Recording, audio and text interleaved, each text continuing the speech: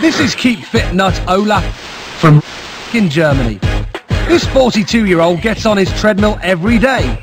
But it's not always been like this, because Olaf is known to his friends as the Melting Man. And here's why.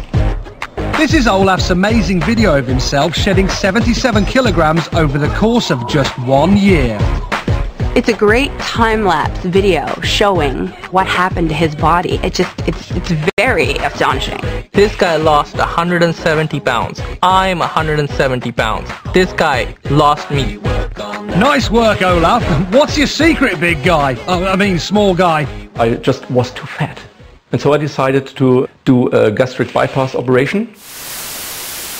And it was, as you see, very successful. A gastric bypass surgery involves a couple of different things. First of all, the stomach is stapled to a much smaller size, so there simply isn't enough room for a lot of food to go in there. And secondly, doctors are able to bypass duodenum.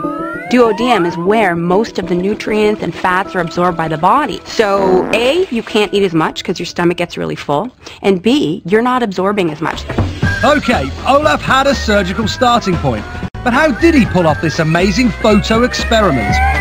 I wanted to have the proof that it happened. So I started an experiment to document my weight loss, and the first thought was to take a picture every day, to do something like a stop motion film. I prepared the place where I put the camera on, then I started taking one photo every day. With a special software, I decided to morph it from one picture to the other. I don't know which is more impressive, the fact that he lost this much weight or the fact that he's able to get into exactly the same position and take a picture every day. That alone is pretty impressive. He's been really meticulous about how he's taken these photos, which is why the video is so exceptional.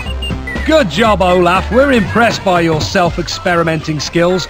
But has it been a success for you? In the past, I hated the mirror. Now I like the mirror very much, and I say, hey, it can't be you. But I can take a look at my photos and can say, yes, well, it's the timeline. This is you.